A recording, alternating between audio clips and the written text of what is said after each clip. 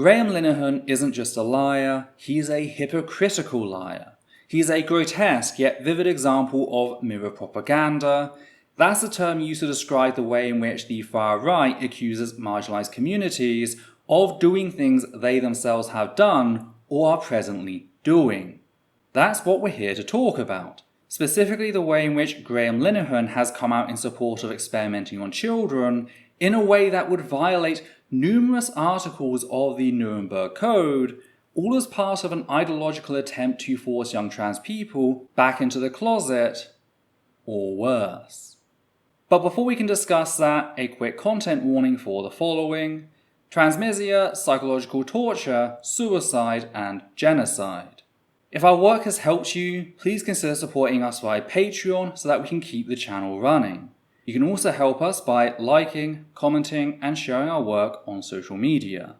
Hi there, my name is Ethel Thurston, she, her, they, them, and we're here today to talk about Graham Linehan's support for child experimentation and how the specific experiment he supports violates numerous articles of the Nuremberg Code, a set of ethical guidelines created as a direct response to the horrific experiments carried out by the Nazis upon their Jewish, Romani, disabled, and LGBT+ victims. Today's topic is one I've been wanting to cover for a while now, ever since I saw the way in which gender-critical fascists rushed to prop up the Cass Review, presenting it as some empirically grounded masterpiece.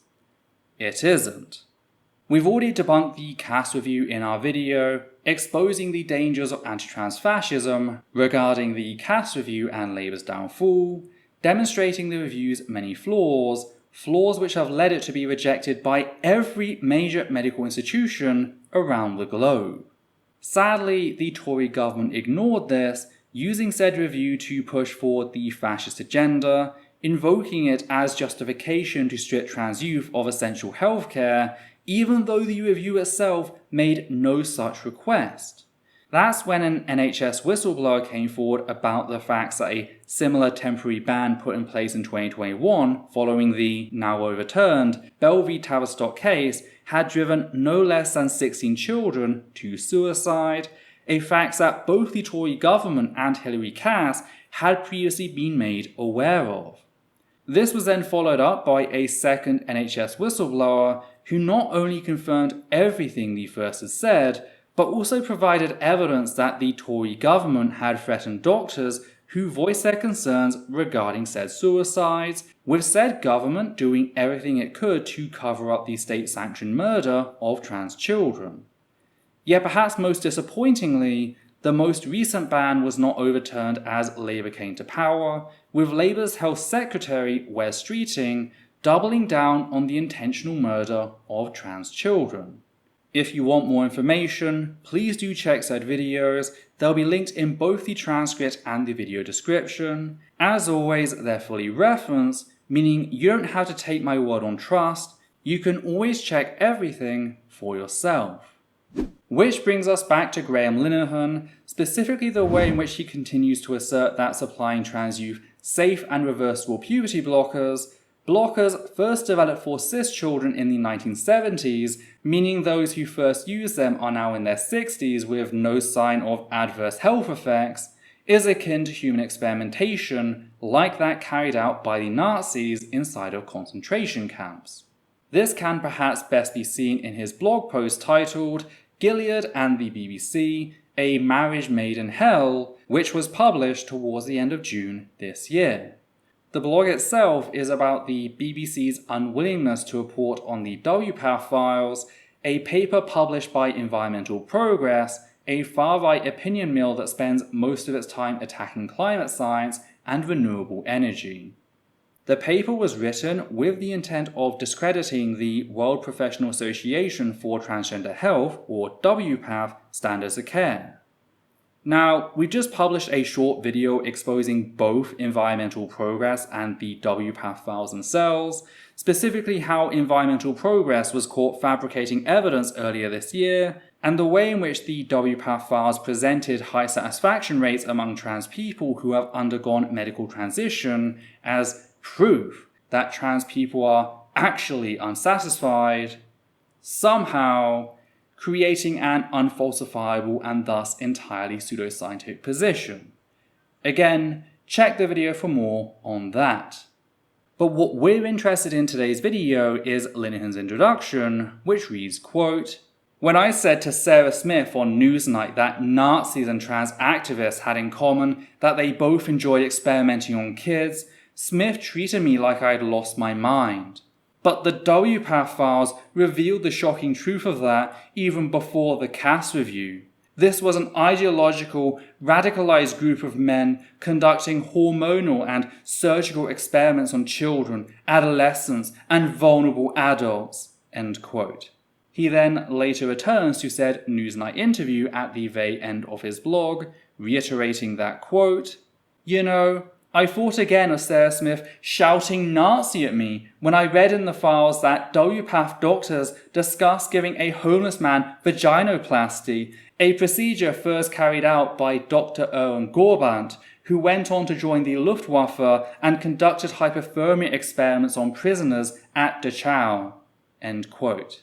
He then links said interview, clearly believing that anyone reading his blog would merely take his word regarding what happened and wouldn't check for themselves.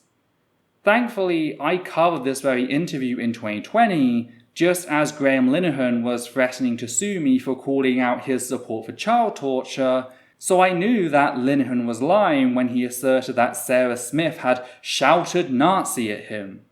Let's watch the relevant sections to see how the topic came up, what was actually said, and just how dishonest Linehan is.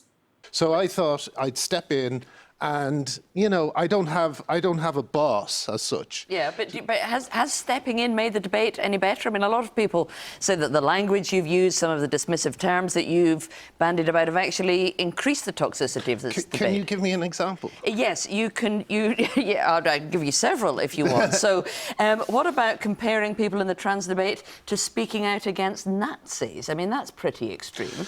Well, there's a couple of parallels. One is that at the moment, children are basically being experimented on with puberty blockers. For instance... Oh, come on. You're not seriously trying to say that children going to the doctor and saying that they're worried about their gender is akin to children being experimented on in Nazi concentration camps? I'm afraid I am, because Lupron, which is a drug that's supposed to be meant for end-stage cancer prostate cancer treatment, is being given to young girls. It has never been tested on girls. It has never been tested on women. That's happening to young women at the moment. Look, there's a couple of issues here. One of them is that these are doctors who are doing this, and you don't have any medical training to know about this. But the other is that they are doing it by choice. It is deeply offensive to compare this to Nazi concentration camps. Oh, no, don't get me wrong. I'm not comparing it to Nazi concentration camps. That's and also... Well, that's basically what you said, was that experimenting on children is what the Nazis did and what doctors are doing today. Well, one of the other things that Tavistock whistleblowers reported was that homophobic parents were bringing in their gender non-conforming kids and telling them to fix them. You know, there was a dark joke that went around the Tavistock where they said that in a couple of years there'll be no gay people left. You know, now that's why I compare it to eugenics programs and things like that. It is extremely serious. And all I'm asking for is that people like me and the women that I support are not attacked. Their meetings aren't protested. They aren't abused on Twitter. I've been sued. Yeah, okay. I've been reported to the police. I know you have. My wife's address has been published online. All these things have happened because I'm trying to make the conversation less toxic. Right, talking about eugenics and comparing trans activists to Nazis is not going to make this debate less toxic. What you're doing is fanning the flames. You're throwing fuel on this. Trans activists threaten the feminists I support with rape and death threats, OK? So the idea that there's an equivalence between these two, I am absolutely happy to step out of this conversation completely once women like Kathleen Stock and Jane Clare Jones are allowed to speak. Quite a lot of women think that they can speak for themselves, thank you, and they don't necessarily need Graham Linehan to come in and talk for us. Well, the women I support value my support and are glad that I'm amplifying their voices. And amplifying the toxicity of a debate when you come in here and use this kind of inflammatory language. These women are not toxic. These women are... I'm not saying they are. I'm saying it's your comparisons tonight that are pretty toxic, coming in here and talking about Nazis. If you want to have a reasonable debate about what's going on with gender identity in this country, we can't talk about Nazis in the same breath. The thing about the Nazi comment was what I was trying to get across was that this is a hinge moment in history, just like during the Nazis. And we always ask ourselves the same questions. We ask ourselves, what would I have done? Would I have bowed down? Would I have done everything I was told to do? Or would I have resisted? Would I have stood up, and would I have stood up alongside people who were trying to do the right thing? That's what I'm trying to do at the moment. And it's being made very, very difficult. Look, 2 years ago, we wrote to Stonewall, way before I compared trans rights activists to Nazis, and we said, could we please bring down the toxicity of this conversation? Could we please just look at some of these issues, some of these points where women's rights conflict with trans rights, and just talk about it? And within the day, Stonewall said no. They said absolutely not. So they said to us today, we invited them to come on the programme, and instead they gave us a statement saying trans people in Britain face huge levels of abuse in all areas of their life. They quote statistics showing that hate crimes against trans people have increased 37% in the last year, and say they're proud of their work towards trans equality. So it was Linehan, not Sarah Smith, who was accusing people, namely the trans community, of being on par with the Nazis. Nowhere did Sarah Smith suggest anyone was a Nazi, and she certainly didn't shout it at Linehan.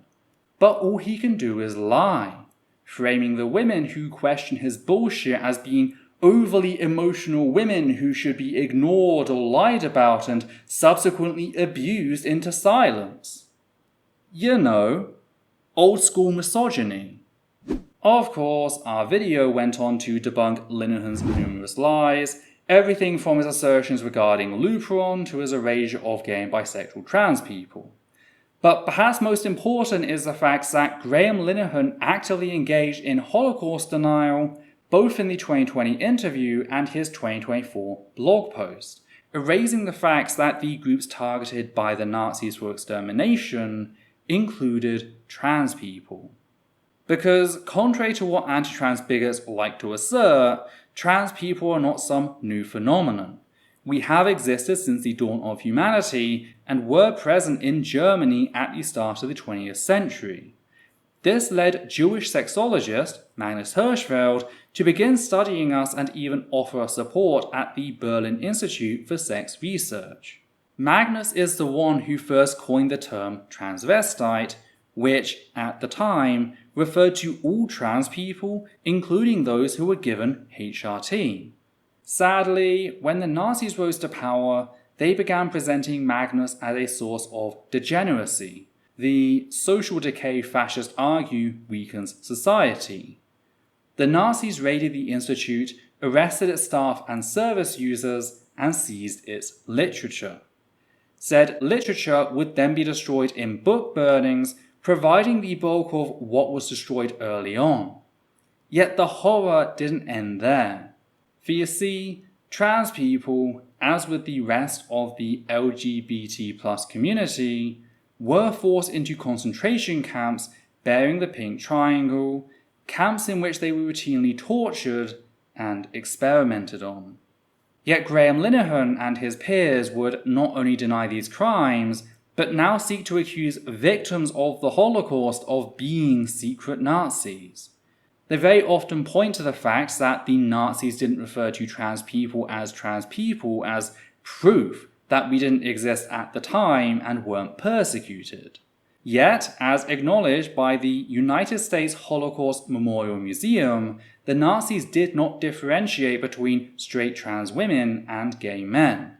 They were seen as one and the same and were persecuted under the same laws. That's why you won't find Nazis documenting their victims as transvestites. Suffice to say, we don't know how many of the gay men persecuted under the pink triangle were trans people. Just that a portion were, a fact that makes their erasure by anti-trans bigots even more grotesque. They're literally misgendering Holocaust victims, denying them their humanity, even in death. And the United States Holocaust Museum is not alone. Indeed, the Holocaust Memorial Day Trust also acknowledges that trans people, as with the rest of the LGBT+ community, were persecuted under the Nazis. Then, just last year, the German parliament officially recognized the persecution of trans people under the Nazis, stating that, quote, "Today's hour of remembrance focuses on a group of victims which had to fight for a long time to achieve recognition. People who were persecuted by the National Socialists because of their sexual orientation or their gender identity." End quote. This came following a recent court case in Germany, that of Marie-Louise Volbrecht. In 2022, Volbrecht replied to a thread in which the poster tried to deny the fact that trans people were victims of the Holocaust, with Volbrecht stating, quote, "I hate this narrative, it mocks the true victims of the Nazi crimes." End quote. This led both individuals and groups, such as the German Society for Trans Identity and Intersexuality, to start tweeting the hashtag Marie denies Nazi crimes. Now, originally, Volbrecht had managed to get an emergency ruling by the Cologne Regional Court in August of 2022, which decided that the hashtag should be stopped until they could further investigate the matter, a decision that the anti-trans crowd began presenting as a definitive victory. This was not the case, however. What was actually happening was the Cologne Regional Court was gathering experts, namely historians who specialize in studying the Holocaust, before reaching a final decision. That's why, after listening to expert witnesses and evidence on the topic, the Cologne Regional Court overturned its original decision in November of 2022, legally ruling that Volbrecht's actions could be accurately described as a denial of Nazi crimes. 2 months later, we received the official acknowledgement of Nazi crimes against the entire LGBT+ community by the German government. So this matter has been ruled on in court, during which expert witnesses provided evidence to show that, yes, denying that the trans community was persecuted under the Nazis can be described as the denial of Nazi crimes, including the Holocaust. But again, Linehan isn't just engaging in Holocaust denialism, he's engaging in Holocaust denialism whilst framing victims of the Holocaust as Nazis. Which finally brings us to Graham Linehan's hypocrisy, namely how he supports child experimentation on ideological grounds. For you see, on top of being a massive fan of the discredited WPATH files, Linehan is also a supporter of the globally discredited Cass Review. Between the 8th of April and the 1st of September, Linehan tweeted in support of the Cass Review at least 67 times, mentioning the Cass Review 27 times and using the hashtag Cass Review 40 times. To understand his position, we can turn to this tweet posted on the 22nd of June, in which Linehan asserts that, quote, "You are supporting the sterilization and maiming of children. Read the Cass Review, you fucking morons." End quote. Again, demonstrating his unfounded assertion that the trans community is sterilizing and maiming children, with Linehan presenting the Cass Review as an authority on the topic. Only thing is, the Cass Review openly called for unethical experiments to be conducted on trans children, experiments that would clearly violate numerous articles of the Nuremberg Code. One of the main arguments levied against the scientific consensus by Hilary Cass was the lack of randomized controlled trials, or RCTs, regarding trans youth, specifically double-blind studies in which both the patient and the doctor aren't aware of who is receiving the actual medication and who is receiving a placebo. The earlier NICE review, which Cass headed, found no high-tier studies under this criteria, which was later used by Hilary Cass as justification for reaching the following conclusion in an interim report. Quote, evidence on the appropriate management of children and young people with gender incongruence and dysphoria is inconclusive both nationally and internationally." End quote. Now, this not only openly contradicted the grading system Cass chose to use for her review, but it exposed a fundamental ignorance in Cass's understanding of RCTs and why they're not achievable, not to mention unethical, in studies regarding puberty blockers. Starting with how they're unachievable, the medications themselves are known to work, at least chemically. That's not what these trials are testing. They're testing the psychological impact of the medications. This is a problem since, if a child is placed on a placebo, they will begin to see changes in their body as puberty takes place. It is quite literally impossible to hide said effects in order to maintain the double-blind aspect of the study. This is why a 2001 study on the psychological impact of puberty blockers in children suffering precocious or early onset puberty quite literally fell apart and had to change its focus. The children receiving the placebo realized they were on a placebo and dropped out of the study to seek said medical care from a different source. You can't run a double blind on puberty blockers, not for cis children suffering precocious puberty, and not for trans children suffering gender dysphoria, a fact Cass would have known had she done the most elementary research on the subject. Furthermore, there are ethical questions about the use of RCTs in studies involving children, seeing as said research is quite literally dependent on denying a portion of said children what all available evidence tells us is essential medical care. To put it in analogy form, imagine I wanted to test the viability of parachutes for children. I mean, nobody, as far as I'm aware, has performed clinical RCTs on parachutes, so how can you say they work? So I round up 100 children, give 50 of them parachutes and 50 of them backpacks with some rolled up cloth in it, and chuck them all out of a plane. Naturally, all 50 without the parachute died upon impact, and 48 of those with parachutes landed unharmed, with one breaking their ankle and another dying from a failed opening. Because even parachutes aren't 100% effective, just like medications. Would that be ethical? To play with kids' lives that way, just because there's a lack of RCT studies on the matter? Of course not.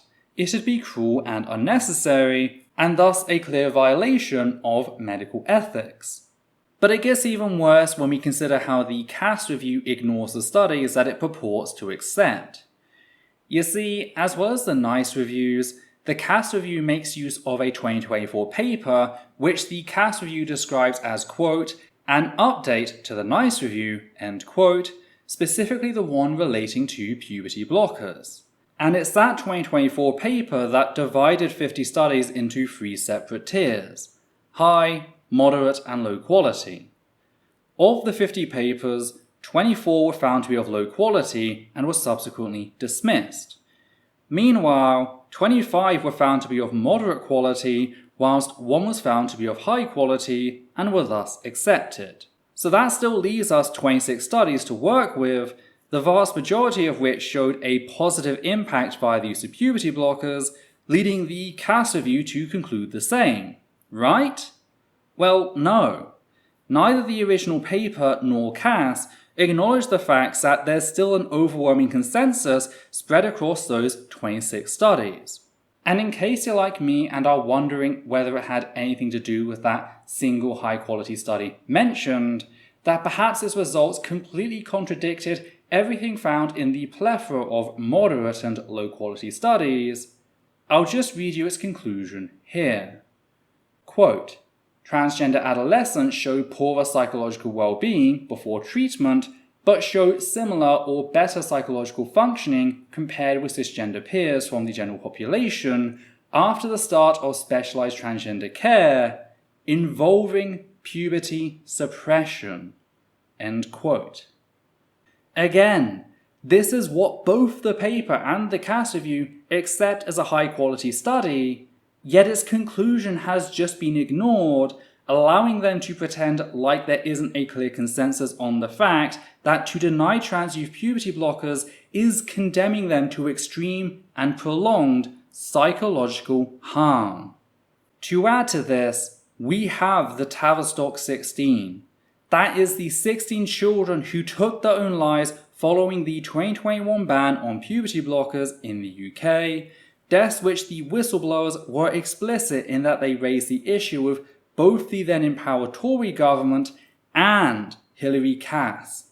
So she knew the harm that follows when you deny trans youth essential healthcare, how it drives them to such desperate extremes that many will take their own lives. Yet Cass chose to omit said fact from her report. She buried essential evidence to offer her own political agenda credence. And I say her own political agenda since multiple sources have come forward stating that Cass was already wrapped up in anti-trans pseudoscience prior to her being handpicked for the position, in spite of having zero expertise in the field. This wasn't an accident or incompetence. This was a deliberate move to inflict as much harm as possible. Which is important when we consider Article 5 of the Nuremberg Code, which reads, quote, "No experiment should be conducted where there is an a priori reason to believe that death or disabling injury will occur, except, perhaps, in those experiments where the experimental physicians also serve as subjects." End quote. We know for a fact that the removal of gender-affirming care, including puberty blockers, not only results in injury, but even death in many instances. That is an established fact, meaning that Hilary Cass and everyone who supports her review, promotes it and defends it, is acting in violation of the Nuremberg Code. But that's not the only article it arguably violates. It also arguably violates Article 2, which reads, quote, "The experiment should be such as to yield fruitful results for the good of society, unprocurable by other methods or means of study, and not random and unnecessary in nature." End quote. We have research, plenty of it, all of which demonstrates that puberty blockers either prevent a deterioration in mental health or actually improve mental health in trans youth. This is using the very same methods previously used to assess puberty blockers and their suitability for cis children suffering precocious puberty, medications nobody is challenging, so we have already agreed that these methods are suitable for purpose. Any demand to strip trans people of said essential medications that fails to do the same for cis people is a targeted attack against a marginalized group for no other reason than the fact that they are a marginalized group, not merely making it unnecessary, but outright heinous. Moving on, we have Article 4, which reads as, quote, "The experiment should be conducted as to avoid all unnecessary physical and mental suffering and injury." End quote. Again, we know that denying trans youth gender-affirming care causes extreme harm, and we have other methods to avoid that, as seen in those regarding precocious puberty. To carry out double-blind RCTs is to inflict unnecessary physical and mental suffering. Turning to Article 6, it reads, quote, "The degree of risk to be taken should never exceed that determined by the humanitarian importance of the problem to be solved by the experiment." End quote. There has not been a single suicide by a youth detransitioner. Hell, there isn't evidence of a youth detransitioner on record. That's why the anti-trans group in Bell v Tavistock turned to Bell, an adult transitioner, to argue their case. That's a big part of why the case was eventually overturned. Bell had no relevance to gender-affirming care for minors, having transitioned as a medically recognized adult. All of the fears regarding puberty blockers have been purely hypothetical, contrary to the harm caused by denying trans youth said blockers. The imbalance here as to which dangers are given weight whilst which are ignored is staggering and clearly violates Article 6. That is why I can say with impunity that Graham Linehan, through his support for the Cass Review, supports child experimentation. That is why I can say that said experiments echo those carried out by the Nazis, violating numerous articles of the Nuremberg Code. That is why I can say that Linehan's accusations that the trans community are secret Nazis conducting unethical experiments is nothing more than mirror propaganda, with Graham Linehan accusing us of doing the very thing he is promoting. Yet it isn't just Graham Linehan who is doing this. It's Wes Streeting and the wider Labour Party. It's Hilary Cass and the Tory Party. It is everyone who's helping set up the NHS's planned study that's set to take place next year.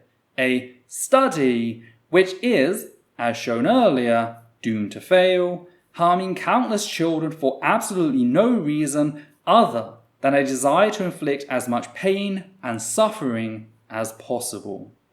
I don't think the fact that the study is doomed to fail is a flaw in the minds of the people pushing it. I think it's an intended feature.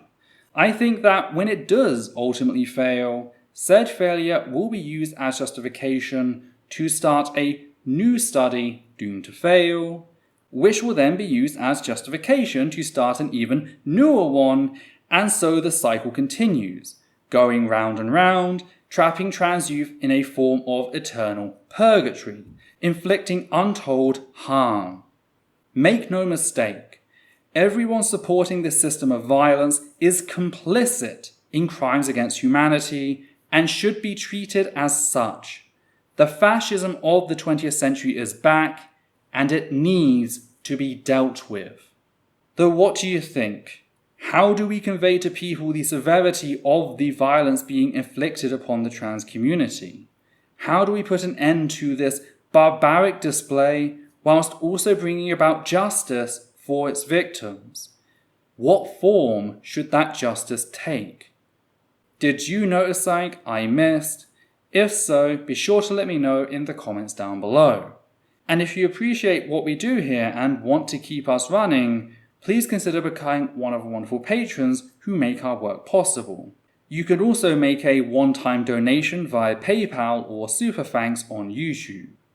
On that note, we'd just like to thank the following people: Matthew Kovac, Hannah Banghart, Goddess Alita, Sosh Daniels, Flynn, and Higgins the Seagull. And from myself, Adita and Levi, take care now.